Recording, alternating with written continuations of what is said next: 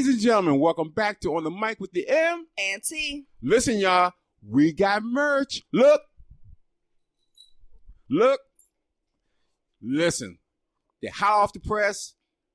We got it all. Just go check it out. Go to overcometobecome.com and just select. We got everything. We got women's gear, men's gear, all kinds of gear. So definitely, this is just the beginning. I got more stuff coming out later on, but this is the beginning one. This particular one is called God's Mentality, but that's for another discussion because it's a little deeper, but it's about a mentality. And of course, Locks and Love. And look at the face. Nice, ain't it? Go get you one. Get you a couple. Get you quite a few. So, yeah, we got a lot going on this year. You know, we got the merch out now. We got some other things coming up. We got some special other projects coming out that we're going to be coming out with, talking to different people about different things. So we're ratcheting everything up in 2024. So just want to let y'all know, go pick up some gear. Now, we're going to talk today about ratcheting women. No.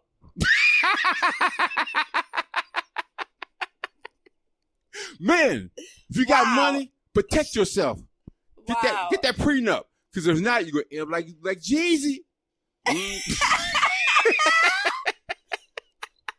Go take all your shit. Shocking. That was shocking. But what did happen? Because we did, like everybody else does. We were on Instagram like normal, and we hit the scroll button, and it's like, huh? Jeannie Mai doesn't want the judge to enforce the prenup because she didn't get a chance to read it? Come on now. A prenup. Come on, y'all. Before you get married, not after. So he hand her a piece of paper. Yeah. Papers. The opportunity to say, hey, I would like to protect myself in this way, right? Mm-hmm. I'm quite sure you had the opportunity to protect yourself in your way. Absolutely. Right? And you signed off and said, yes, this is what we're going to do. And also till death do us part. So. now, T, let's be honest. There was a time when people got married and that really meant something. And it really still do to a degree. But now you got money involved. And unlike money than people have never had this kind of money that we're talking about. I mean, you got people that have millions. I think, the idea of till death do us part, when it's time to die for it, everybody in the pool, I'm sorry. Everybody in the pool. It's like, I don't really want to die because of this situation. No. Let's just be honest here. No. Nobody wants to die over love or marriage. They just don't want to do it. And so the other part to that, is the prenup. Like, what am I bringing here? Because ultimately, if we know that this situation, we can get out of it, right? Mm-hmm. The next thing is, well, what am I getting out of it with? Can I leave with everything I came in with it? Can I leave with what we created in it? Those are the questions at the end of the day when it's time to leave. Yeah, and the thing is, people don't realize there's a prenup and a postnup. Mm-hmm. And we talk about prenups all the time because protect yourself, before you get in the marriage. Right. But there's also something called postnup that protects you if the marriage doesn't work. Mm-hmm. So you'll go in and say, okay, if we buy property while we're married, then we split it 50-50 or however you do that. Yeah. But that's what you should do once you get married. To be honest, I think you should have that conversation before you get married. Mm-hmm. Because like a nuptial agreement. Yeah, because again, like there's more than just one type of a nuptial agreement, right? I just think my biggest issue with the prenup postnup conversation is that for some reason it always gets conflated with the you don't trust your spouse conversation. Trust and love have nothing to do with just being logistically smart. Yeah. I don't mean to be no harm or disrespect, but a lot of dumb niggas drive without insurance. And without license, everything else. Yes. Right. But most smart people drive with insurance because you just don't know what's going to happen. And the last thing you want to do is you be minding your own sweet and lovey. Somebody slams into your car at a Walmart because it's snow outside, rain, drunk, high, whatever. And now you got a $12,000 car bill to repair your shit and you can't afford it. Yeah.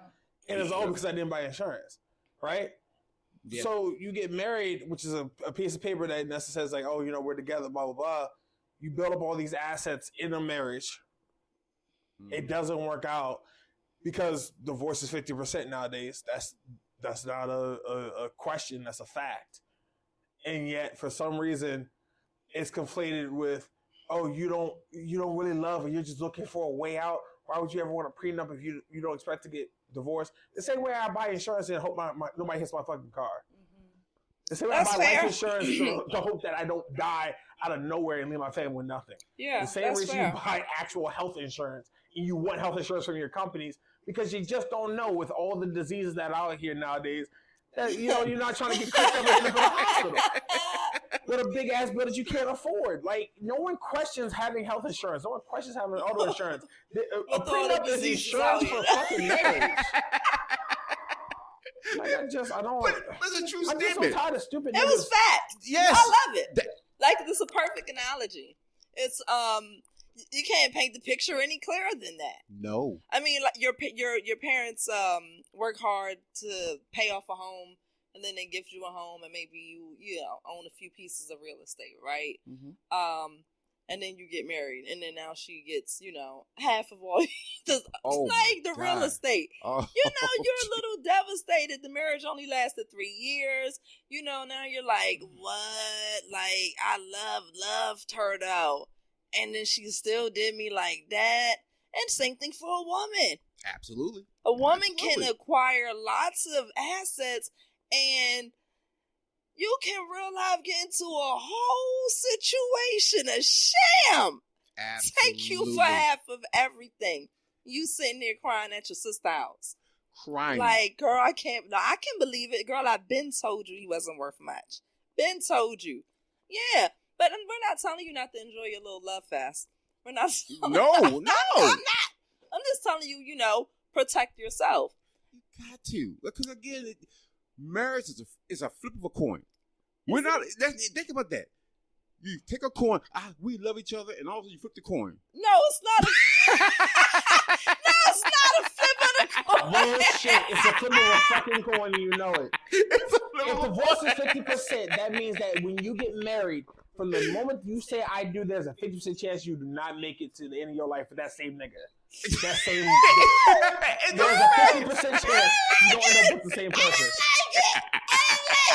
It's just and then that's the thing. And then here you go, painting the analogies perfect. Nah, you flip that coin, you get hints and tells you whether the marriage is going to work or it's not. That motherfucker has 2 heads and 2 tails on it. Realistically, that's what you hope. When they flip that coin, it's 2 heads and 2 tails. Yep. Like, you really hope that it's always going to be the same result no matter how it lands. Yep. That's what you hope. But we're just being honest. And that's the whole part about this, just being honest with yourself. Yeah.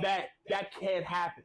And that, like, you should want to protect yourself. I'm not knocking the person who thinks that I lie. You're knocking the person who thinks that they found their forever person? I'm knocking the person who's dumb enough to come into a relationship with everything to lose and nothing to gain and not protecting yourself. Okay, but I think you can come into a relationship with everything and still have something to gain inside that marriage, right? And you still will want to protect yourself. That's true, but and then still grow yourself. Financially speaking, like you, again, let's say we could even go. Let's take 2 steps down. Mm-hmm. You make $80K, she makes $60K. Okay. Nothing crazy. There's not a huge disparity in resources. You're both not sitting here talking about something. Oh, I got a house to it. Like, no, I make $20,000 more than her. That $20,000 plus tax, y'all probably close to around the same amount. Yeah. Right? But still, you're making more than her. So if for some reason this doesn't pan out well, you're probably going to lose something. Something. That's true. It might not be forever girl. It's your forever girl. And your dog that y'all got. Yeah, because we taking that too. Her idea, and she was the one who really wanted the dog. Or y'all done had a flower bed that you done got accustomed to, or she got her niece and nephew that you love so dearly, and they're not there in the relationship no more. They gone now. You was raising kids. Yeah. They're not in your house no more. You're going to lose something. You're going to lose something. You're going to lose something. Absolutely. Naturally. So I lose more than necessary. Mm-hmm. So I lose more than necessary. Mm-hmm. Yeah. Holding on to something. Yeah. You have to. But it works in both. directions. Mm-hmm. It works for both parties. A lot of times we just talk about the situation where the man is the breadwinner, or the man has the something to lose, or the man is worth more than the woman and he's the one to be protected. Mm-hmm. But it's both parties when you come into a situation. And there's lots of situations where the woman comes into the relationship and she has the more than. Mm-hmm. And she gets taken advantage of because she allows the idea of love to just allow her resources to be free for all.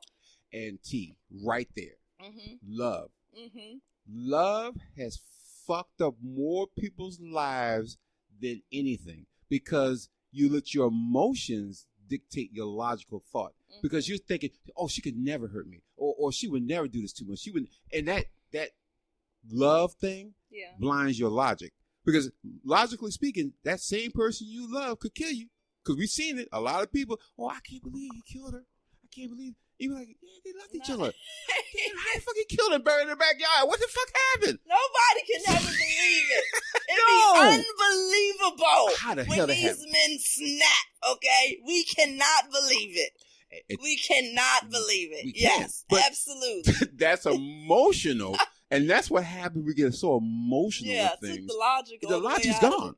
I think also, like, just the very idea that you get, like, level-headed and start to talk about your partner long-term about finances, don't you think it would open up a conversation to other serious situations in the relationship? You should. Here's the thing. If the pandemic didn't teach anybody anything, you need to plan for life after whatever. Because a lot of people never thought about insurance, never thought about death, never thought about that. You know, if you're 20-some years or 30, 40-some years old and relatively healthy, before the pandemic, you never thought about your partner dying or what happens if I get incapacitated or something like that. Yep. So that was a discussion you never had. Now it's a discussion you probably have to have because you have so many other things after the pandemic and other shit going on. You had a real conversation. Because, the other thing people, sickness and health, that COVID fucked up a lot of people's health. And so that tests people like, whoa, these are sickness and health. I ain't go for, a cold or maybe a flu. But COVID? God damn. Lord. It's the same thing as just cancer. Or, yes. Or injury or car accident. Yes. Broken a stroke or anything like that happens. So any major thing that just causes a debilitating situation can really kind of throw your relationship sideways. And I think a lot of instances, people don't know who they're gonna be until it happens. That's true. You know what I mean? Like it's still you would hypothetically think. We all know who the man's gonna be in the city. That's why most women, when their girls go down, we like fly into the home to rescue the husbands or the man or whoever the living man is. Because we don't want you to destroy the situation. You're going to Listen, this will break relationships. Yes. Okay, we calling in Molly maids, aka my sister. We calling in a culinary chef service, aka my mama. Oh my we calling in a few because there's not many men who we expect to be able to take care of long term. That's really, and you're being honest.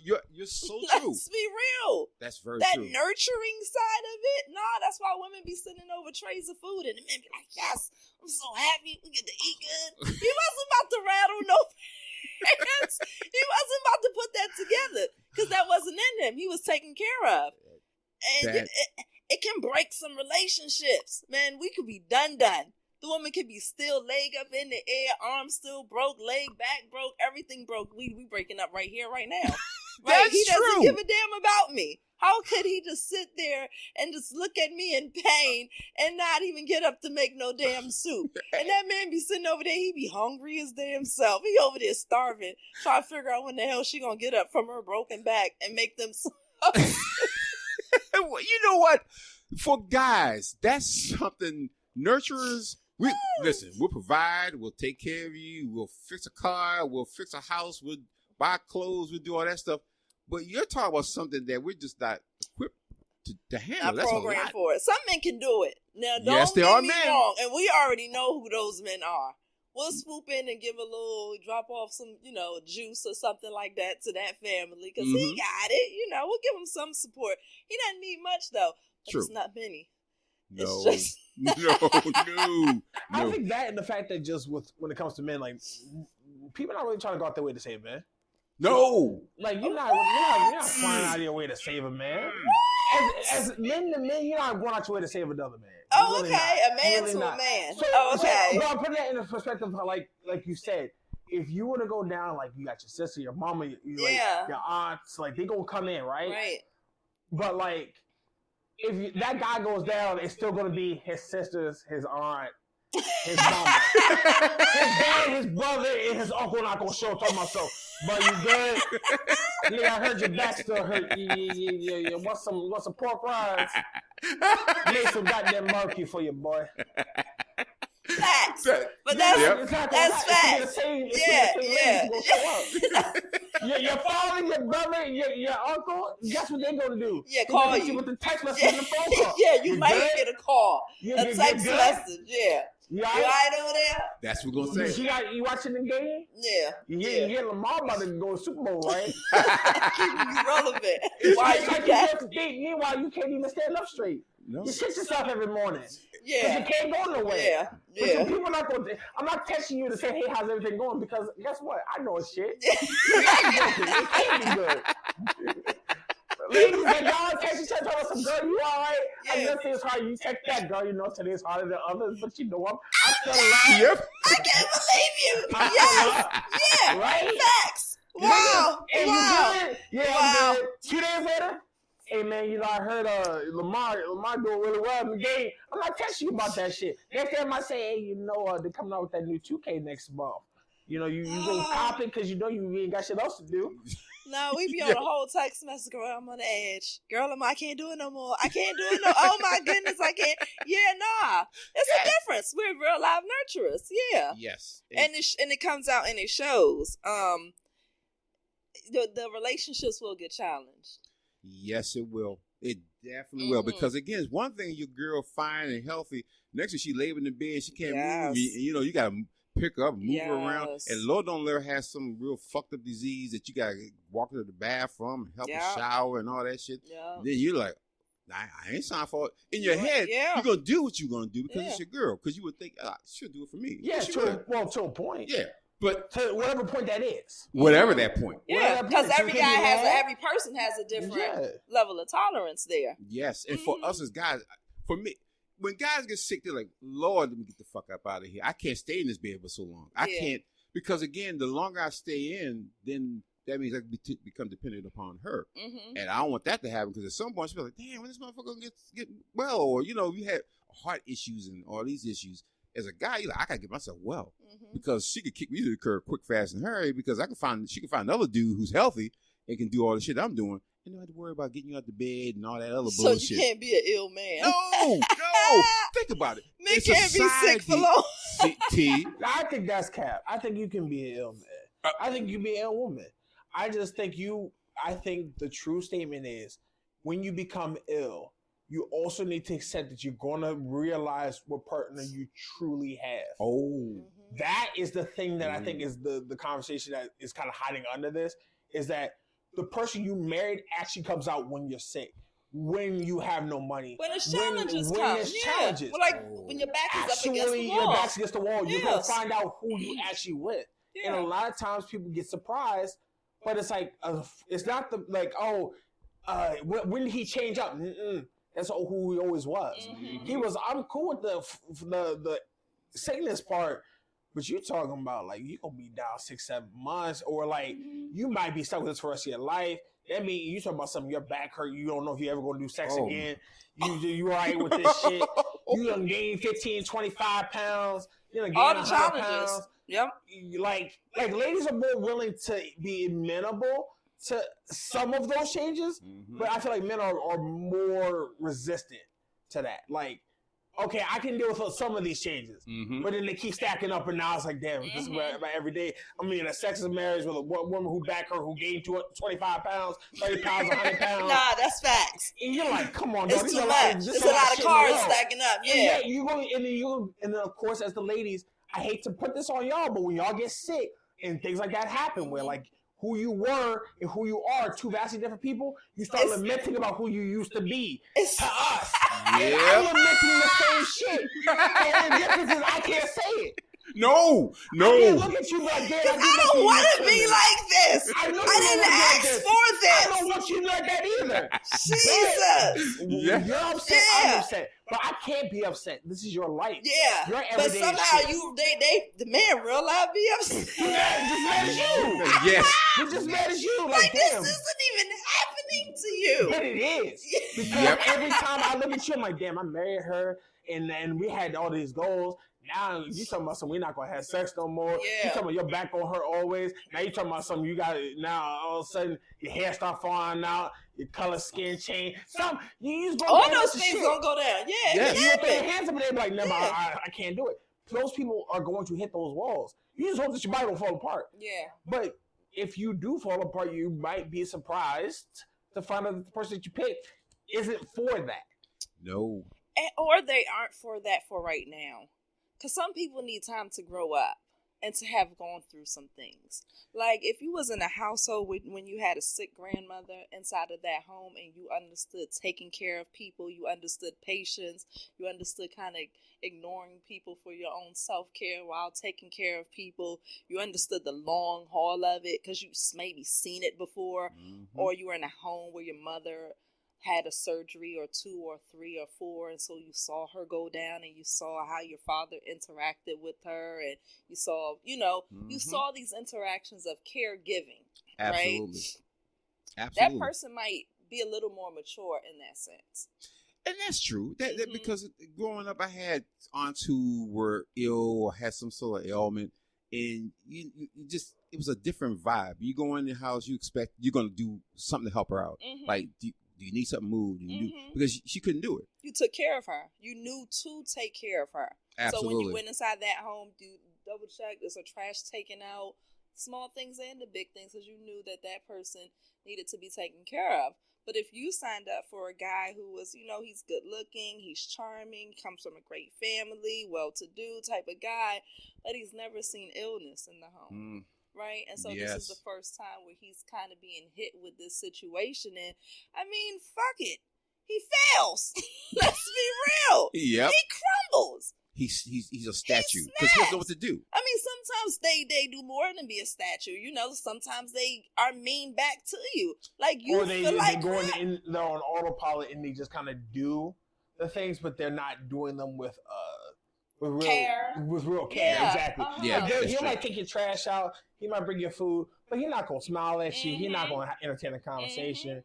He might not sit there and say like, "Oh, I really want to hear about how your day's been." Yep. You want to rant about it because to him it's just, bitch, I'm not even really trying to deal with this. Like talking about, he's resenting everything he's doing. I'm just doing it because it needs to get done, and I know it needs to get done. So I'm gonna do it for you. But I can't be bothered for like the emotional side of it. And unfortunately, when you do those caregiving things, it's a two-sided sword where, guess what? You're getting stabbed by both ends. Yep. If you're the caregiver, you're getting stabbed by both ends. You're getting stabbed because you're going to have to do so much for them, but then you're going to also have to take on that emotional burden of when it's the little things that happen that, like, just cause everything to fall apart.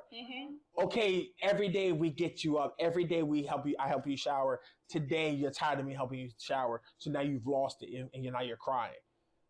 You're used to... Now you got to eat that. You got to eat that emotional burden of it. I understand why you're upset because this is a lot. So you see why I say he failed the first time? Yeah, the first time, like, if your guy fails the first time at it, that's why. Yes. Like, it's hard. And he's never, ever seen it before. No. Whereas women, we're kind of called in. Your mom had to go take care of a good friend of hers. She dragged you along. Yep.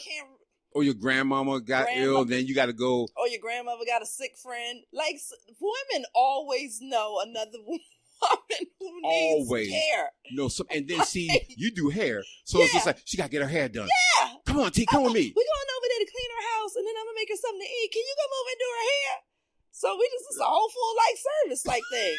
That's what we're doing. Like, but if you're going to go wash a woman up and clean up her home and make sure she got some food there, make sure her hair look like something too. Exactly. Women don't play any games, but we're kind of brought up like that, so we can recall back from being, young children. No, get the girls is what they call you, right? Get the you girls. Coming in 2s, 3s, and 4s, right? So you get the girls together, and they come in and they help do the cleaning and mopping the floors and the sweeping and peeling the potato, whatever you needed the girls to do. It's enough of them, right? That's true. And for guys, we're outside cleaning up. Yeah. Something needs to be done outside. We're breaking the grass or cutting the grass, whatever. Yeah. That's you handle that stuff. No, because y'all gonna be too loud. First of all, the woman head already hurt, and the boys gonna be in there and flipping off the couches and stuff. You're not supposed to be doing that. So y'all got left home. Yeah. So that wasn't necessarily part of the male's, grooming as upbringing. No. So we get it. Nah, it's gonna be hard. Yeah, the males got the other side of that, which is if somebody needs something moved, then that's where you get all the boys. Yeah, that's what. If somebody got to move, somebody got a new piece of furniture, a new television, something really heavy that they can't move by themselves. That's what you're getting called. The boys is coming out there. Oh, I need to go to storage. Guess what? You get all the boys. Come on, y'all coming. Because y'all gonna help move all these goddamn boxes in here. Yeah, exactly. It was different times. Yeah. So when your relationship makes you switch those roles that you weren't accustomed to, right? Mm-hmm. That's the challenges that you're going to face, and how you act in that situation, and how forgiving you are to your mate in those situations, and right? To yourself. Yeah. Because the thing is, this is something new to you. Mm-hmm. You're going through a whole lot of shit, and I can't. You as a guy, we're not going to put any burden on you because you're already going through whatever. Right. But now, as a guy, you got to say, "Damn, I got to at least suck it up because she's going through a lot of shit. Mm-hmm. I can't have her look at me like, you okay? You like, yeah, man, I'm fine, but damn, I ain't signed for all this. You're thinking that, but you're like, I'm fine. You're just trying to keep yourself together. Yeah, because you can't go down and she go down and you both in the bed crying and so where you go from that point? It's like it's stressful. Yep. It's a lot, but that's a conversation you probably need to have. People don't think about it. Mm-hmm. People never think about it until it happens. Yep. And then you're like, oh shit, I ain't signed for this. Mm-hmm. But I think the other side of that you mentioned that we don't talk about a lot is that when you're the person recovering, I get the mentality of like you want to be cognizant of other people. Please do not be cognizant of other people and ask them stupid ass questions. Like what? I got you. Are you upset? Are you bad? I'm sorry this is happening. Is there any way I can make it better? I'm so sorry I'm such a burden. I'm really not trying to be. If I could do it myself, I would. It's little shit like that. Like, don't say that shit to me. Don't say it to me. It's not for most you. People don't want to hear that. It's for me. It's for you, but it's also one of those like, yeah, no shit, Sherlock. I'm already irritated. You are both irritated. I gotta do this. But I feel like if you don't say it later on, they're gonna act a certain type of way because you never mentioned that. That's how most. I think that's how a lot of ladies think about it. And I feel like that's like not it's a disclaimer. As a guy, at least for me, I will speak for myself. I'm not gonna speak for all men. I'll speak for myself and say, I don't want to hear it. Should we just say thank you? Is that enough? That's all I want to hear. Just say thank you. I appreciate you. I appreciate that. Or like, I appreciate that. You might lament the fact that you're in this scenario, but like, don't ask me like, I'm sorry. I wish I wasn't so much of a burden, because then I have to sit there and say, no, you're not a burden. Like, but you are a burden. But like, this is a burden. I want you to say that this is not a burden. No, because I'm being honest with you. Yes, this is a burden. It's burdensome. This is very much a burdensome activity, but I'm doing it because I care about you. Yeah. And to me, the biggest thing is like, it's just me, I guess. And I don't know many people who share this mentality, but if I do something for you, I did it because I wanted to do it anyway. Mm-hmm. Regardless of whether or not I'm happy about it, sad about it, whatever. I did it because I wanted to do it anyway. I didn't have to help you out the bed. No, he ate it. Don't be trying to help me up out of the bed with an attitude. Yes. Don't help me up with an attitude. Oh, I got you up, didn't I? Yes. Like, I'm taking you. Now I'm sitting up feeling all like crap. You ain't gotta be upset. I'm not upset at you. I'm upset at the scenario at hand. This ain't about you, but now that you want to be about you, now I'm mad at you because why you keep asking me about it? Yeah. And then you now mad at me, babe? As you're crying, no, I'm not mad at all. I swear to what I don't want to be in this situation either, babe. And you're just like, you know what? We're gonna work this out together. Mm-hmm. And as long as you communicate, because communication is the key. if you don't talk, then what happens is you start to it starts to fester. No, let's be real here. Like when you don't talk and communicate, you start talking to other people and communicating with other people. Okay? Let's be real. Yeah, that's true. That's what normally happens. That's true. Your man out there on workman's comp. This is the longest workman's comp he done ever. This the hell we on month 8. Like God, I know he gonna be broken up for. You know your girl been down for how long? You like, listen, that bag, she's driving me crazy. Yeah. These girls is DMing me. These guys is DMing. I'm gonna start entertaining them. You ain't gonna do too much. I'm just talking. And then that is true. That can happen. Then that's it goes from there. And not to mention, you gotta be, if you're a woman, you gotta be surprised what kind of women friend you have too. Because then they start what? Talk about, she down. And that's the one time women know about football. They free safeties, quarterbacks. They deep ready for the interception. They get ready for the interception. That's the one time they know football. They got pass rushers. They on top of it because they know all that you're doing, all in darkness, right? Mm-hmm. See, you complaining about all that you have to do for old boy, right? Mm-hmm. And she's been peeped him. She been had him on like. Yep. Like that's what you got. Oh, okay. I guess, girl, please. You better have your eye on him. And on this facts though, because as soon as you start looking, at somebody else, she gonna try to pull that. That's the guilt. Like, oh, I thought you was gonna break up with him anyway. Anyway, I thought you was gonna leave his ass a while ago anyway before the accident. What? Yeah, girl. I'm sorry. My bad. Again, those are the challenges of the relationships, temptations. This is all challenges that people don't think about because everybody wants to look at the beautiful, the sunshine, but it's the flip side. Mm-hmm. It's a storm. There's a rain. And sometimes it's not you reaching out to someone else. Sometimes it's that person who's at work who keeps on, being extra polite to you when you're feeling all run down, and you're the person keep on taking care of somebody. And now this person at work is able to take care of you.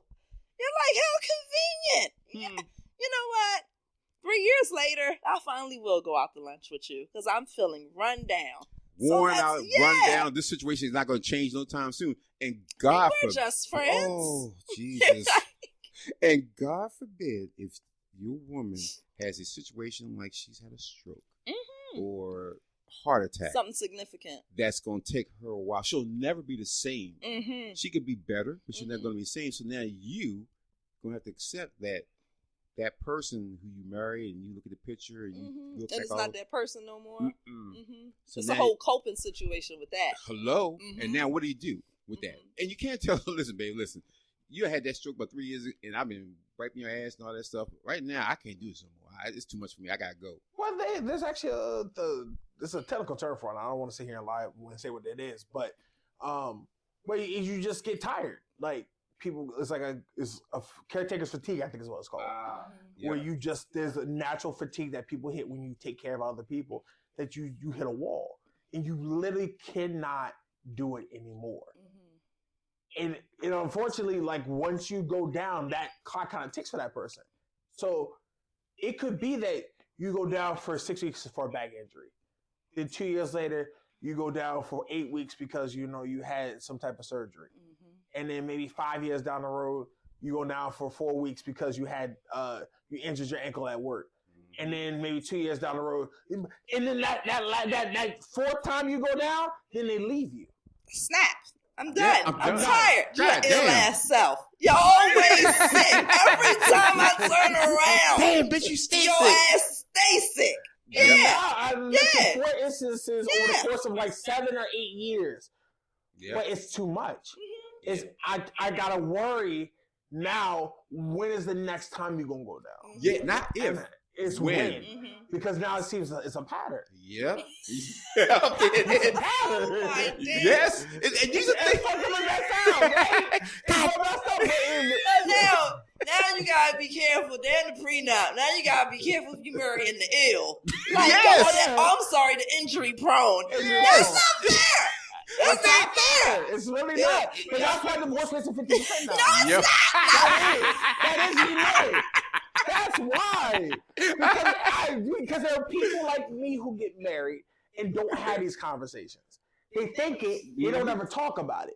Okay. So then it happens, and you're like, once is a fucked up accident. Twice is a situation. 3 times a motherfucking pattern. No. So now you're talking about when are you gonna get sick again? When am I gonna have to take care of you for another long stretch?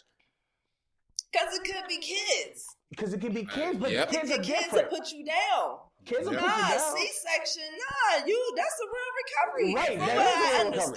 recovery. Yeah, it is very much a real I mean, recovery. even sometimes a regular delivery will take a man out. Exactly. Some niggas just don't, they're not good with their women going down. They're just not good I was with it. looking like hell over 3 days. She was only gone for 3 days, sir. What happened? Like, God Yeah, damn. when she get back to myself, you ready to clean now? Yeah. like ain't nothing to eat. Nah. I'm Hey, going grocery shopping. you ain't gonna get no food fast. What are you doing, sir? I thought you'd be back quick enough to go take care of that. Because we think you're super women. Like, you can have the baby, you can go and work, you can do all that stuff. But realistically... I'm going to just call my sister. That's realistically. Yeah. See, he ain't do it. Okay. See, and these are things no one thinks about. Mm-hmm. And then that puts burden on you. It's not an unnecessary burden. It's just a burden you never thought about. Mm-hmm. It's like funeral arrangements. Mm-hmm. Who the fuck thinks about funeral arrangements? People do. And you're like, wait a minute. I saw someone on TV the other day. Did you know funerals cost $10,000? I don't give a fuck. I ain't gonna be here anyway to deal with that shit. So I also deal with that shit. Why the fuck am I concerned about the motherfucking funeral plans? I ain't gonna be here. I'm gone, nigga. Just put me in the ground. Just nigga toss me in there. But that's not what you can. Nah, you gotta can't do that. you gotta get your daddy the damn. Look, you gotta be able to stick the USB inside the coffin, right? So he can watch his favorite episode of MASH on repeat for the rest of his You would life. assume that at that rate, that's what's happening. Yeah. Because at that rate, that's obviously what's happening. Yeah, Now, clearly. I got Bluetooth so I can see my daddy as he decomposes. I check in on him. Be like, Dad, you good? I just want to check on all damn the mag's getting at your eye. That's You can talk directly to your daddy now. Yeah. It's fucked up, but that's what they be paying for now. Yeah. I don't understand why coffins have so many features. I don't know how disrespect. I mean, like, let's call spade a spade. Let's talk about it. 5 seconds. 5 seconds. We ain't gotta have a long I mean, conversation. this could be a little tangent conversation. Yeah. Like, why do coffins have so many damn features? Like, you talk about something. Oh well, we had this velvet lining, right, and it's nice and embroidered. You can put your loved one's name on the inside, and then we can put a screen inside. Put some speakers on that motherfucker. Let's exhibit that then. If we doing all this, that nigga ain't doing put my line no more. Might as well niggas ass up and do something else. That is a very true statement. I don't know how much they are. How much they're like what? Oh man, Coffins can go crazy. Even depending on just the type of wood you use for the coffin. Yep. Oh, okay. It So can change wood the price. variation too. The wood variation, what kind of grain or what kind of cut in terms of the grain do you want? Do you want embroidered? Do you want it embezzled? Do you want it waterproof? Do you want it diamond out and diamond encrusted? Like, why are you spending so much money on a coffin? Mm-hmm. Did we ever go back to the grave sites? Do we still do that? When last time y'all did that? Oh, I I just haven't done want that in years. to When I know. was little, you should go and visit. Yeah, But after that, I remember people used to actually, we're going to go back to the grave site and put clean it some up flowers. and put flowers on Yeah, it. I haven't heard a person going to a site and... No, they drop you wherever they put you, and that's it. That's where you stay. mean, Nobody go visit you. Say, let me go visit grandma. You go, no, you don't do that. You take a shot, a little shot for grandmama. done. For grandmama. This year gone. I love you, grandma. But you're not gonna go there and stand by the. Nah, you just put a little prayer up in the air for them. Yeah, and keep it going. But the thing is, funerals are rip off any goddamn way because they play on your emotion.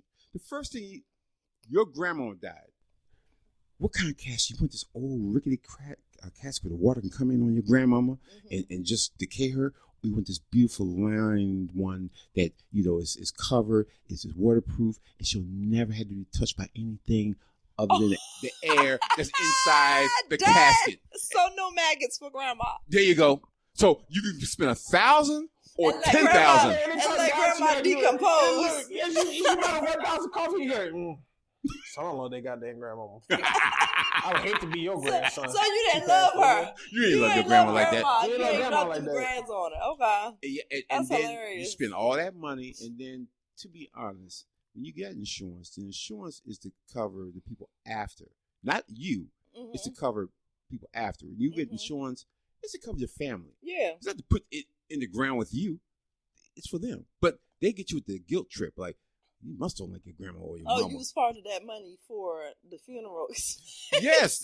They'll try. And the worst thing you can do, people, do not tell those motherfuckers how much the goddamn policy is. Because they will try to take every fucking dime of their policy and put it in that ground, well, in their pockets. For the burying. Yeah, grandma. Because they say, how much you got? 100,000?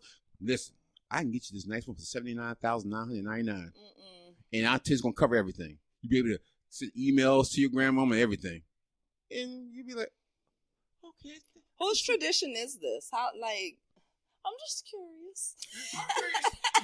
This is more I'm curious too. I want to know the nigga who bought their grandmama them Samsung television and they damn coffin. That's what I want to know. See, if you paid for a fancy coffin for your loved one and you happen to listen to this pod, please put in the comment section why you bought a fancy coffin for your loved one. Because I get the mentality of like you want to preserve the body, but to me, when that person's eyes closed and the lungs are no longer functioning on their own, the heart's no longer pumping on its own, and the brain function has stopped, that person is no longer the person that I knew. That is a husk. Yep. So if you sitting there saying, I'm going to just let this husk, that 20 bands go with the husk, that's crazy. Yes. I feel like you don't love yourself. Yes. Yourself. Yeah. You don't love yourself. Yeah. That's crazy. It's crazy. Yeah. And people, and their job, the funeral directors, are to make sure they put you the most expensive goddamn thing possible. They're playing on your emotion. Can I just ask this one question? For the one funeral with a guy who had passed away and he was standing up for his service, did they lay him down in the casket after? They have to. I didn't understand. They couldn't stick him in the ground like this. Well, to be fair, if he's less than 6 feet tall, right? Mm-hmm. If you're going 6 feet under and you're less than 6 feet tall, you would technically take up less space being laid straight down the vertically. Yeah, because that way you vertically you would take up less space. You could dig a smaller hole and then stick him in the and just ground. straight down. Yeah.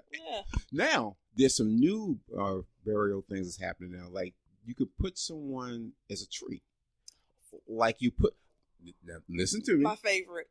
They take the body and they put it in this shroud and they attach it to a tree and they bury you. So you actually will, nurture the tree, and the tree is basically you. And that's how. No, here's where my mind is fucked up, because I'm cool with that until I see a nigga sitting, some little Johnny some bitch running by and grandma's posted up as a tree. He told my son, I want to go do kickflips off that bitch. Now I got to stomp you out. You stomp on my grandmama. No, you do kickflips off of granny? You got your son told my son, I want to hang on the treehouse and shit. Don't you hang on your goddamn grandmama. Let him go. Let her go. Somebody on Facebook said, no, bury me as a walnut tree. So y'all can spend your lifetime eating my nuts or something. I said this shit was great. But it was just great. But I like that. But these are things you need to think about, because again, we are all going to die. It's a fact. You can't dance around it. You're gonna be gone. But make sure you're clear with somebody on what to do with you.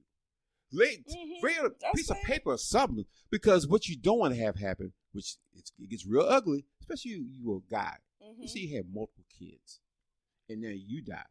Now you got kids by different people. All the kids have to say because they're your kid, and you have no will. Now they're fighting over you. Now they could be fighting over your money. They could be fighting a whole bunch of different things. But then you're gonna cause you, because you didn't put something on a piece of paper saying, when I die, I want this to happen. You now cause a whole lot of fuck shit going on, because now you're like, that's my daddy, or that motherfucker didn't do shit for me. All that, I'm toxic. I want my kids to fight. I just feel like there's a part of me that feels like there's a lot of men who feel that same way. Yeah, I want like, wow. What was it called? Hunger Games type shit. No, the Nollywood joint on Netflix, Chief Daddy. Yeah. Chief Daddy. You seen Chief Daddy? Yeah. When all the women showed up to the dinner. We gotta figure out his affairs. Nah, we was all his ladies. Yeah. See, Chief Daddy just laughing. He had lots of women. Yeah. This is how you get into fist fights. Before you But get I'm to dead. church. So he was Yeah, fine. that's not my concern. Hell, y'all fight if y'all want to. See, Look, my last act on this earth is to watch you niggas scrap. I'm gonna be up at the best seat in the house. I can watch it all at the same time. Lord. I'm gonna watch out from above. Like that's how some of them feel. That's exactly how them niggas feel. Like they was chaotic when they was alive. When you was living. How you gonna be? What you finish? Oh.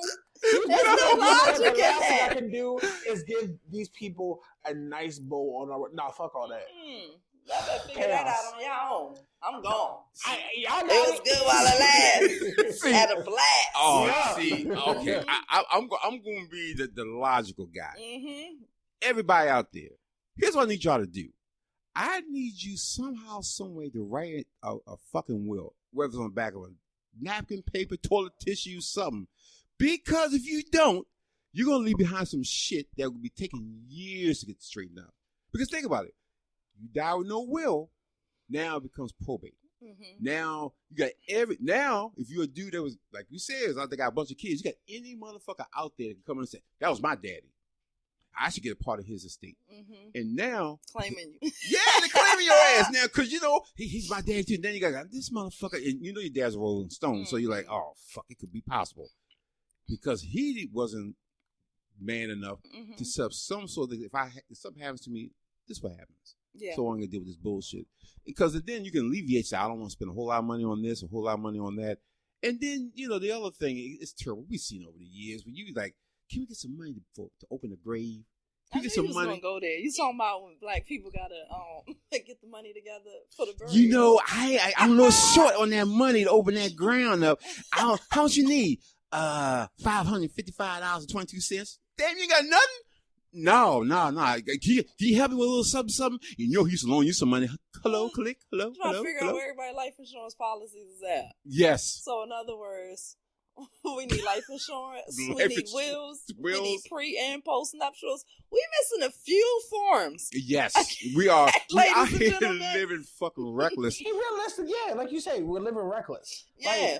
Like, there's too much in just the conversation we've had so far that points to you just don't know, right? And why do you feel the desire to be ill-prepared? Or risque.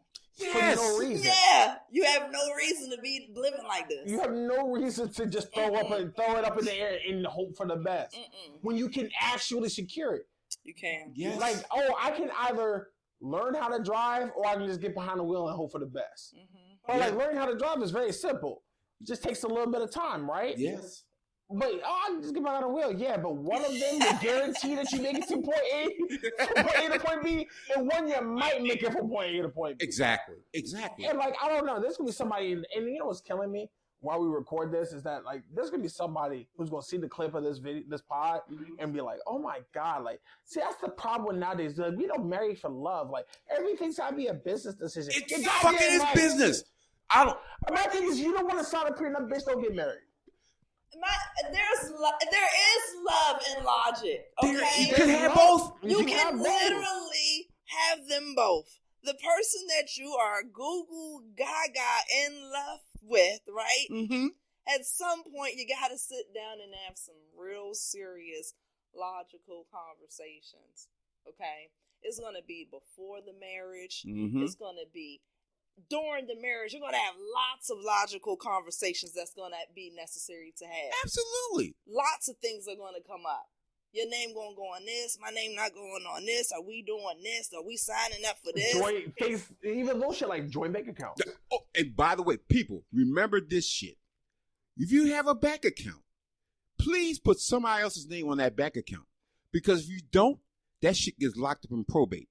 People forget that all the time, like, oh, I ain't putting nobody, she ain't gonna get in my account. Well, if you die, nobody gets into your account because the first thing the bank gonna do is say, well, where's, he or she is dead. Oh, where's the paperwork? Are you the person who's distributing the will? No. So it's freezing everything. It's freezing everything. So you can have $100,000 in that bank. You're never gonna fucking get it because they never put your name on there. for whatever reason. But you need to put somebody, your child's name, somebody who can go in there and take money out, because funerals cost money. So by the time you get your policy and go and do all that shit, it's going to take a while before you get the actual money in hand. So you're going to have to use that cash to do things, the funeral, the opening of the ground, and all these type of things. And these are things people don't think about. And it's like, oh, shit, I didn't think about that. But then who tells you? Mm-hmm. Nobody tells you. No. These are some things that they should, when you get married, you should listen. Have you done this? Have you done this? Have you done this? Because you don't think about it. And then by the time you got to think about it, your husband is dead or your wife is dead. Now you got to put your head on like, what do I do now?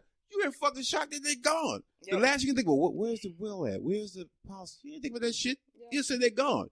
Shit still has to keep moving. You can't just say, well, I'm going to get myself together. Shit, and there's several women who's found themselves like that. You know, their husband shocked dead. You know, they didn't handle a lot of the finances. They didn't handle a lot of the things that he handled. Mm-hmm. And now that you're in shock and you have to figure out, you know, the finances and, you know, where's this at? I don't know what half of this stuff is at. And people, buy yourself an organizer. Buy an organizer, put the birth certificate in, put your policies and stuff in, put it in one location that everybody knows where it's at. So if something does happen, mm-hmm. you can grab it. Because nobody want to go down and look on my fucking desk for some bullshit. I would even go one step further to say, like, you should have a location for all your shit. Yes. As a couple, if you have separate bank accounts, mm-hmm. fine. I'm the proponent of separate bank accounts. Mm-hmm. Save yourself a little bit of headache. But if you're gonna have all these things, like, have a central location for it. Yes. I can barely say, hey husband, hey wife, all my major important documents are in this safe right here. Yep. Yes. In this safe right here. Yes. And put it somewhere that is not going to get lost, be misplaced. If you got to put it in a safe or safe deposit box at a bank that you maybe, you know, part of, someplace you can say, oh, I know where it's at. Because at that point, if something happens, the last you go, oh yeah, I remember it was right behind the 7-Eleven cup over there. Let me go shuffle through all the papers in the trash bag in the corner. See what's going on. No, this is called living. This is, if you're by yourself, you don't worry about it. This is called maturity, right? Hello. So people who don't have it and won't get it together, we get it because you're just not living mature.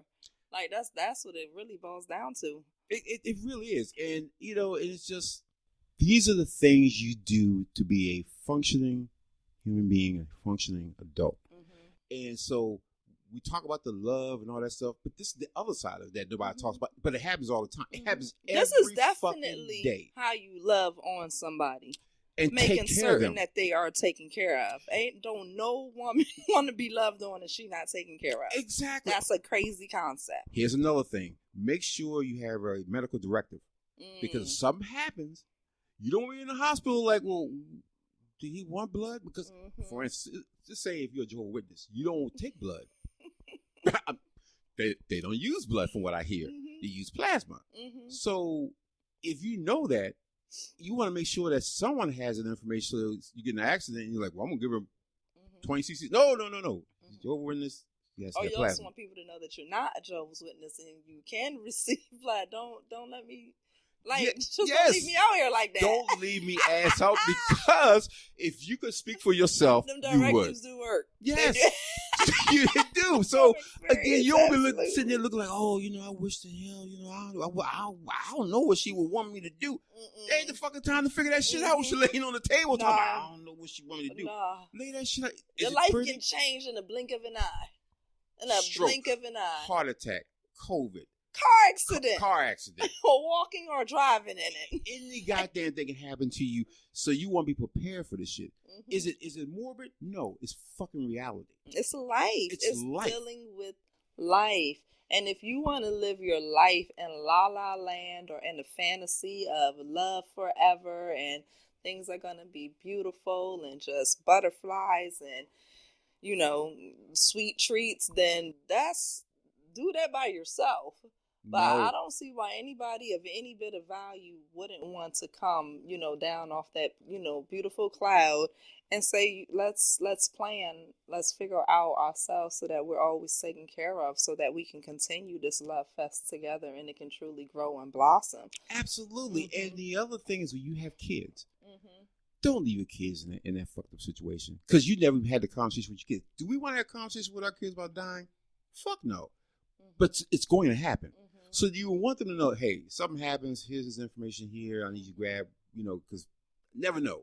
But at least somebody else knows, rather than, well, me and mama know, but we don't need to tell him or her, or they don't need to know all that until something happens to you. Now they're like, what the fuck do I do? Yeah. So you got to inform them. This is a family decision. Yep. So when you have kids, you got to make sure that they know what they need to do, so they're not just walking around clueless, because they will be. They will be. And absolutely. Understand, people, as you know, there's motherfuckers in your family that are waiting for the day some fuck shit happen to you. Because, again, they can walk around your house all day because your kids are fucked up because you're gone. The other person is fucked up because you're gone. And you walk around, ooh, Chip, you know, her mom always wanted me to have that goddamn knick-knack up here. It's the opportunist in your family. They waiting for anything to pop off or any bit of an opportunity to come trickling down so that they can have an easy come up. And it's, it's up to you on whether or not you're going to protect, the people whose your job is to protect. Because the bottom line is your job isn't to protect everybody and provide for everybody in your family. No. And it's just your immediate family. Yes. Take care of them. Let them know that they are taken care of. And, you got to have those conversations. You got to. It's uncomfortable. But, again, I'd rather have an uncomfortable conversation while I'm here having it. Or be sitting there and they're sitting on the edge of the bed like, well, mom and dad never told me where everything is. They're looking around trying to figure out. Because, again, it's not a book that somebody says, here's what happens if this happens. It's not a book like that. It should be one. Honestly, you should make one. It's similar to a business disaster recovery plan. You just do it for your household. You should theoretically, if we were just carry this idea, have a book that has simple shit like, who's your contact for like oil? Who's your contact for electricity? Like, who do you pay? Like, is it PG&Es? Is it PPGs? Is it, like, you know what I mean? Like, whoever the fuck owns shit that you got to pay. Things like, okay, if you were to go to this bank and like you needed to get this information out, like, all right, here's the account number, here's the routing numbers, yes, it's password. Oh my God, it's little shit like that where you can say like, okay, if you needed to give somebody information, like, oh, I keep all this on my computer. Here's my sign in. And like the sign is just like, here's the sign in written down. And ideally, if you're in a good relationship, those things are never ever used. It's just a book that sits somewhere that's just you keep updated, collects dust. And when it comes down to actually use it, it's okay. We know what to do. Everything that all the numbers we need, who we need to reach for shit, who knows shit is written down. Yep. Absolutely, because again, that is a very emotional time. You're not thinking clearly. You're thinking loss. You're thinking, how do my life continue from this day forward? And you know your life will, but at that moment, everything stops. So think about that, right? Excuse me. The idea when you're hit with any of these situations, right? Someone dying, someone getting injured, someone trying to part ways with you, right? You're super emotional in those situations, right? So you can only imagine when it's time to have these conversations, we have to accept that those conversations will also be somewhat emotional. Oh, absolutely. Right? Like, it's fair if when me and you are having a conversation about a prenuptial agreement, right, that there's some bit of emotion that's coming out of one or either party, right? Absolutely. When it's time to sit down and talk about, how we're going to lay someone to rest, even though you're still living and, all those things that come with it. It's okay, the idea that someone in that conversation is getting emotional, right? Yes. I think the biggest thing there is that you're sparing those major feelings that's going to come up later on down the road. Yes. Right? Yes. Right? Yes, you are. So, okay, your child is uncomfortable because we're talking about laying me down in the grave, right? But they would be extremely uncomfortable if they were all over the place and they didn't know what to do. They didn't know where anything was at. They didn't know where the money was at, right? Yep. They would be extremely uncomfortable. So you might as well be okay with making people just a little bit uncomfortable now to have these hard conversations, because no one's saying that the conversation is easy. No. Just because we're in love doesn't mean that it's going to all be just easy. Absolutely. Right? Just because it's love doesn't mean that this conversation is going to let's go down with champagne and roses. Yeah, because you just want to provide your spouse at the end of the day with peace of mind. Yep. And like, I feel like we as people should always want, at least with your spouse, to have them always feel like they can 100% feel comfortable in this relationship and feel comfortable in what we're doing. So I mean, at the end of the day, you just do whatever you can. You know, sign the prenup as long as it's in your favor. Yep. Do the research. Like nobody, I feel like for some reason people think prenups is just like, oh, somebody hands you shit to people, you gotta sign it. Like no, take it to your lawyer. Make sure that make sure there's a cheating clause in it. Yes. Like make sure there's infidelity clauses in that shit. Make sure there's we buy property. What is it gonna be instantly? If he pays the majority of it. Think about your own children in these situations when you're even if you don't have kids in that moment. Yeah. If I was to have a kid with this individual, I would want to at least ensure that. Or no, if I had a kid, how would I want my child to protect themselves? If my daughter had a lot of something, how would I want my daughter to protect herself? If my son came to a table and he had a lot to offer, and maybe I gifted him some of that a lot, how would I want him to protect, him and his family's stuff? We have to be honest when we're going into these situations. It's not just the person who's asking you to, protect the prenup. You're going to be in that situation at some point.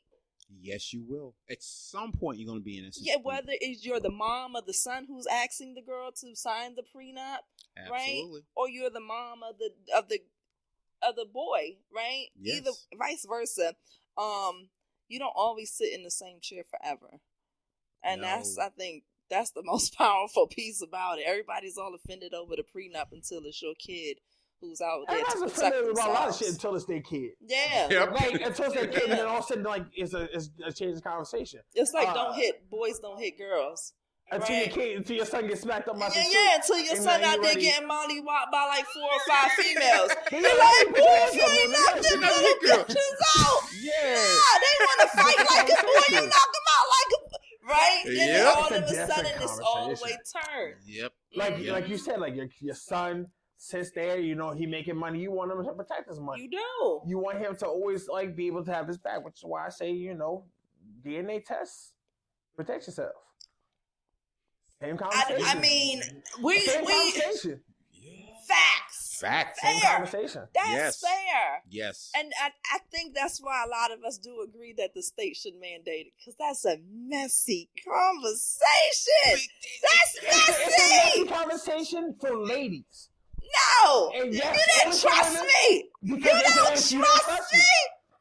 You don't I trust only me. been with you. As long as I loved you, you don't trust me. You think I just... I loved your mother too. Oh, it's immediate. It's you don't trust me. You don't love me. I promise you, hurt, all the way hurt. And I know it's funny because I feel like a lot of guys don't say it, but it's like as a guy, at least for me, I understand. I understand the mentality. Mm-hmm. Like, yeah, what I'm saying to you does sound like I don't trust you, and I can get where you come from. Right. But I feel like the other side of that conversation is never like willing to be accepted. Of but 100%. And I know 0%. No, sometimes it's projecting your shit onto us also. So you're a dirtbag. You might have been out playing the field still. But so here's the thing. I'm out here, in my whole all in love, all faithful side, and now you come accusing me of the shit that you've been doing. Yeah, bullshit. So, because most of the time, the people who are going to ask for that, if they're trash, they're gonna be trash. You do is trash. Point right here. You do is trash. Like you're not gonna have that conversation with a nigga who's trash and not know he's trash. Facts. Mm-hmm. The guy who's good, who says to you like he's always showed you he was good, he always loved you, he always showed you good shit. You ask him, I would like a DNA test. Oh my god, like you don't trust me? Like no, I just want to know for a 100% fact that's my child. Why? Because as guys, we see just like ladies, y'all say all the time. I want to get married because I see my girl, she spent 15, 20 years with this nigga. He never gave her a ring. Then when he left, she had nothing. I want to get married because I want security. And and eventually your nigga says, all right, cool. But the moment we have a DNA test, now you want to have both the fucking marriage. I ain't shit. Now I called you a cheater and then now I want the worst for you. and I'm obviously cheating because why would I ask you for a DNA test because if now I need you're all that? projecting your shit off on me. Exact same emotion of how you feel about ensuring the fact that if I'm investing this much time into this relationship, I'm going to be able to have something to show for it. Oh, that's fair. I know for a fact that that's my son. All right, cool. Why? To me, it feels more guilty avoiding it than just saying, all right, cool. I think it's the culture, maybe. Like, it could be the culture. Maybe it's you can find any excuse I just for it. don't understand. Like, even myself, I know for a fact that if I would, like, Tamara, can you please just take a humble DNA test to make sure that my kids is 100% my kids? Right? We might as well break up. you got your pearls every day. The fact? The nerve of that. Here's what I'm saying, fellas. Ma, go pick me up. Oh my God. This is why people listen, fellas. We need to keep the same energy as ladies do. So, ladies, if y'all sit here and assume that me asking as a male for a DNA test is assuming that you ain't trustworthy and that we should break up, then if we dating and everything's cool, and then also you want to ask for wedding ring, and I'm like, nah, I'm happy with this. And you ask for another wedding ring because you want security, then be okay with the relationship being done. So you saying you need a positive DNA test in order to get the ring? If the security works both ways. If we want to in a relationship, you should want to secure your partner. There's going to be partners who will never be secure regardless of what you do. You'll have a partner that you can be home on time. You can be only going to work and home, and you game or you work, come home and you take care of that nigga, and he still finds a way to treat you like shit. She still finds a way to bitch about what you do. You still find some ways to butt heads. That motherfucker never gonna be happy with what you're doing, period. Facts. But the guy who shows up every day, he's always where he asks you to be, or you always ask where he is. He's always telling you the truth. He's always showing up. You never have to worry about anything. If he asks you for some peace of mind, why are we fighting that? If you ask me as a woman, you sit here, you take care of me, and we're always happy, we're always getting along together, and then you say for a ring, and I'm like, man, I don't know about that. Like, well, yeah, I would expect you to want security. Like, yeah, we've been together 5-6 years. I would expect you to say, like, nigga, a ring or no. Because that's a logistical issue I understand. A lot of niggas don't get it because they don't want to see the other side of that. A lot of women don't get why men want DNA tests because they don't see the other side. I think that's it right there. We need as a collective to work on understanding why that's the case. Yeah, that's the culture, might not see why you want to get married because you're like, man, like she gonna take me for half type shit. Yeah. Well, you avoid that by getting a prenup. Yeah. You avoid that by having the conversation of like, all right, if we get married, for my sanity to go through with that, I would want a prenup because I want to ensure that like we do all this division of shit before we hate each other. And then I'm cool with doing the marriage thing, and then you get your ring, you get everything like that. So you would know up front I get the dog. Yeah. But you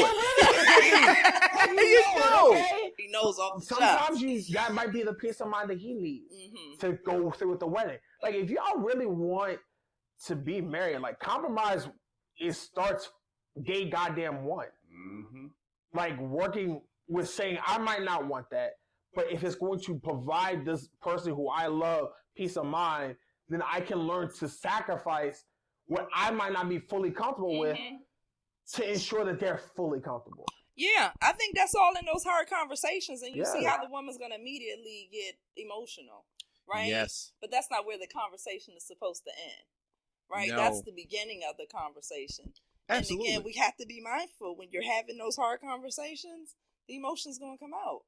It's just a fact. It's just going to happen. And like I said in a previous podcast, y'all do some of the freakiest shit known to man. If somebody knew the freaky shit y'all did, you would hang your head in shame, but you can't have a conversation about, can I have a DNA test to prove that's my kid? Or that's fair. You want his prenup, look at it, have your people. Don't use mine. Use yours. Make sure, and we come to a great compromise and move forward. It's a done deal. We can put that shit away and we can go ahead and live our lives and do what we need to do. Niggas will eat ass but don't want to talk about like how the No, straight up. Let's be real. It's true. You don't want to have the full conversation, but you on your fucking tongue. But You pull out in your teeth and your breath. all the way done. All the way fucked up. But Chase, I can't ask her for no DNA test because you know she gonna get mad. I can't ask him for no. Like, come on, dog. Come on, I mean, you gave her gingivitis and a hoo-ha, and now you talking about I can't hear that kind of comes. That's too intimate. No, grow the fuck up. You just don't want to deal with the emotions that come from that conversation. But you have to. You have to. We are adults. We're not fucking kids on the playground. We're adults doing adult shit, and you play adult games. You gotta play by the adult rules, motherfucker. Then you figure out if somebody fucked up, you work it out, or you don't work it out. But at least let's have a conversation. Let's lay it on the fucking table. Yeah. And at that point, you can grow from there. And there's nothing else that can happen to you guys. That's the key right there, is the growth that comes after these hard, challenging conversations, right? And yes, I'm gonna be honest, you done disappointed old girl. She thought the child was in a bubble, right? Yep. You gotta be okay with the idea that she feels disappointed. Guess what? He might feel disappointed too that you reacted so poorly. Exactly. We're talking, and more important than all of that, the most important person in this entire conversation is the baby. We talk about that. Fuck your feelings, fuck his feelings. The baby. Because that's the end result of any decisions that you guys make. No kid wants to grow up and be 18 years old and realize the guy that he called daddy ain't his daddy. Or your kid gets sick and then you go to get that unnecessary DNA test because some shit goes sideways. Now you know we can't use that. We can't use your brother's kidney. Yeah, they ain't your mama. I mean, ain't your daddy. So now you have to have a conversation. You got to go ask for the fucking birth certificate to go to apply to college. Now you find the name ain't signed up on that bitch. Like, what's done in the dark will come to light regardless of whether or not you wanted to or not. So if you're honest up front, you're going to save yourself a lot of headache. If you know, and to me as a lady, if you know for a fact that's the only man I ever had sex with, to me, as a guy, I'm thinking, logically speaking, you should be okay. Do you know, and I know. Just saying it's a no. Because to you, I think it's a cultural thing, right? Because in your head, he called me a hoe. He think about his sleep with everybody. I mean, you jabbed me, and I had the nerve to be loyal to him too. The nerve of him. Yeah, but that's the different logical planes that we're on. The only thing about that is that's not going to be the only place in a lifetime that we're on those different planes. Absolutely. And so we can't overcome it with something as basic as, at the end of the day, are you going to go get the test or not? Yeah. I mean, it's not hurting you. It's not doing anything. And it's giving me the peace of mind that I'm looking for. Peace of mind. And now we'll do anything and everything because at that point, that's my baby. We're a unit. We're going to move forward. Yeah. Because again, we're going to have a lot more, like you said, a lot of other shit down the road that we had to deal with. Health-wise, some other shit that's going to pop up. All types of stuff. All kinds of shit. Yep. You know, and we are not going to see it through the same perspective. And I'm going to disappoint you, you're going to disappoint me. But we have to figure out how to get it back. How when my feelings hurt, how much time I need to kind of get over that to where we can kind of reface the conversation again, right? Because we have to get over the conversation. You have to. And you let it be. Don't keep bringing this. The other thing is, don't keep bringing shit up. When you had that conversation, don't keep going back. Remember 10 years ago, you said that little boo wasn't even your bitch. We settled that shit. Why we keep talking about this shit? Yeah, you didn't even think that nigga was your child. And now you sit here talking about something because I had a question about paternity when you was, I don't know, 3 months pregnant. In like now, 23 years later, we having this conversation. Why? Why we had this conversation? And you know what guy would feel like? What the fuck? This shit, the book is never closed. That means you'll always go back and dip back. Remember then? But well, if that's the case, then we go back, dip back here on you. You wouldn't like that. No. No, don't keep bringing that shit up. That's old. My shit is old. It is. But I'm gonna keep bringing your shit. see, and ultimately, that's relative to what we was talking about. But see, ultimately. Yeah. That's how women rational. See, And now we can't move forward. No, absolutely not. So now, absolutely not. And you know that starts to fester. That starts to put little fissures. But then you try to pretend like you don't know what's happening. Well, because again, I asked the question. We solved the problem. I'm good. As a guy, I'm good. I know that's my kid. So if we get a divorce, I know I'm becoming my pockets paying that child support. So that's my kid. But can you imagine you get a divorce and you realize that isn't your kid? And now you're like, oh my God, I done put this kid through school. And what's your face? Was sorry. And you know what's going to also happen? The same thing that makes men, quote unquote, valuable in the dating market is the same thing that they lose when something like that happens. So financially, being able the ability to provide. I done spent X amount of years providing for ultimately an entity that's not mine. And I can't sue you to get that money back. No, because you've been took on that responsibility. But let me do you one better. You know what's worse than seeing a man paying to a kid that's not his? What? A grandmother watching her son do it. Yeah. You're not always going to sit in the same seat. So while right now in this lifetime you over there saying, sorry, oops, gotcha, go ahead. Oops, gotcha, until you the grandmother, that's your son who done got. That's not cute and it hurts. So true. That is true. That's karma in its best. Because karma's a bitch. And when she comes back, she's going to come back with a vengeance. So you're right. Don't think that, it can't happen to me. It will. It just come back in a different way. It's just going to come back in a different way. We cannot just be like on an anti-male kick and not want to look out for and, have fair life privileges for men just because we're women. Yep. Because we bear both of them. The yes. men and the women. Yes, you do. Yes. We might not grow up to be men, but we definitely have, ties to, our man children. Like, they're always going to be our kids. And then you have to sit there, you real life have to sit there and watch somebody break your son's heart. Oh, God damn. And all you think is, I remember when I out there breaking hearts. God that boy ain't damn. been out of his room in days to play the same songs for hours. You're like, shit. Just roaming back and forth, holding himself, rocking back and forth. Yeah, and again, people gotta understand that's what life is all about. Life is a circle. Whatever goes around comes around, and that's why you gotta be very careful what you put out there. And you just gotta be right. You gotta be just be right. Do the right thing. It may hurt you, but just do the right thing. Get your shit in order. Like, straight up. Yes. Get it in order and keep it in order. Have those super hard conversations that you so running away from having because you're gonna hurt somebody's feelings. Because the only reason why you can't have a conversation with someone is because you don't like the reaction that you're gonna get. That woman gonna bust out crying in your face, and now you're gonna have to deal with her tears and her snot and all of her guilt. After we're done with that, we still got to figure out the task at hand now. Absolutely. Like, so you need me to hold you? I got the tissue, but once you're done, we still got to figure this here right out. I need you to sign still. I need for you to get the sample still.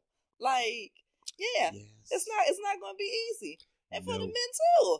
Like, ladies, you like that guy. He don't have regular jobs. He has gigs. You have a lot to come to the table with. Your father done, gave you a house when he passed. You inherited a lot of money. You got a nice retirement set up. You're worth a lot. You got to have the hard conversation with the man to say, sir, I like you. I love you. I love you. You're amazing in bed. I'm trying to keep that forever. However, I'm going to need for you to sign the prenup. Because it's a lot at stake here. And if love is what love is really going to be, then death will be the only thing to do us apart. And these forms will be null and void. But if you're just supposed to be together, then this is just fucking paper. Yeah, these paper. It's just like, hey, like worst case scenario, we get divorced. This happens. Yeah. If we love each other, guess what? This paper never even comes. We die. Niggas forgot the paper even existed. Pretty much. You know what also happens, guys? the longer you're together, when you acquire more shit, just go get it fixed. Mm-hmm. Go sit back down, rewrite it as a couple. Yeah. Say, you know what? We've been at it 5 years. Now my business took off. Her shit took off. She suddenly got famous on TikTok. This nigga got famous on some other bullshit. You don't know. Life can change in an instant, but when those things occur, go back to the table and say, all right, you know what? It's been a couple of years. We've added some more shit to our plate. Way more than we had before. Let's go make sure that we all good.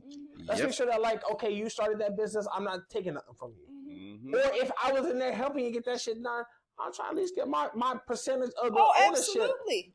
I want to make sure that's secured. Because guess what? We still like each other. What y'all fail to realize is that divorce is going to be the nastiest version of y'all relationship. That's when everything falls apart. That's when y'all fed up and done with each other. Yeah. And what you do then is love is just the other side of hate. So now that we are divorced, unless we divorced amicably, I hate you now. Yeah. And now or I'm going you to do screwed what I me can over stick at some point, and now I want to screw you back over. Yep. Right? And whether you did that on purpose or not on purpose, right? Intentionally, right? Like, you didn't mean to sleep with the woman in your bed at home and get caught. You didn't want you didn't want your wife to have seen that. No. But it happened. And the bitch was scorned. Yeah. And now she coming for you. Yep. And now you got to pay the price for it. And she's going to try to take as much as she can get out of that. Because that's what hurts you. Yeah. No matter how it screws over your life in the long run. That's true. So we have to protect ourselves from forcing ourselves to become the worst versions of ourselves. Yeah, that's never good. That's never. And we should be mature enough to say, let's handle this as adults. We're not kids anymore. Yeah. We're doing adult shit. Let's do the adult shit the adult way. Yeah. Not get my little emotions, my little feelings all involved. No, fuck that. You did that when you had the opportunity, temptation to not do what you did, but you did. Hoping you didn't get caught, but you did. So now you got to deal with the repercussions and ramifications of that decision. Yep. So, that's life. That's life. Damn, that is perfect. And people, as you heard, T, that's life. So again, don't look at it as, we're contentious or anything. It's life. It's business. Just like you do with anything. Like we talked about marriage and wills and all the other things. All of this is part of life. These are things you have to do as an adult. You have to. Not that you don't want to, you have to. Because you have to deal with the aftermath. So as my girl T says, it's life. Grow up. Do better.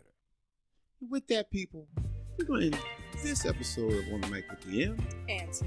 Listen, people, you know what to do. Hit the like button, subscribe to the channel, get some of this merch.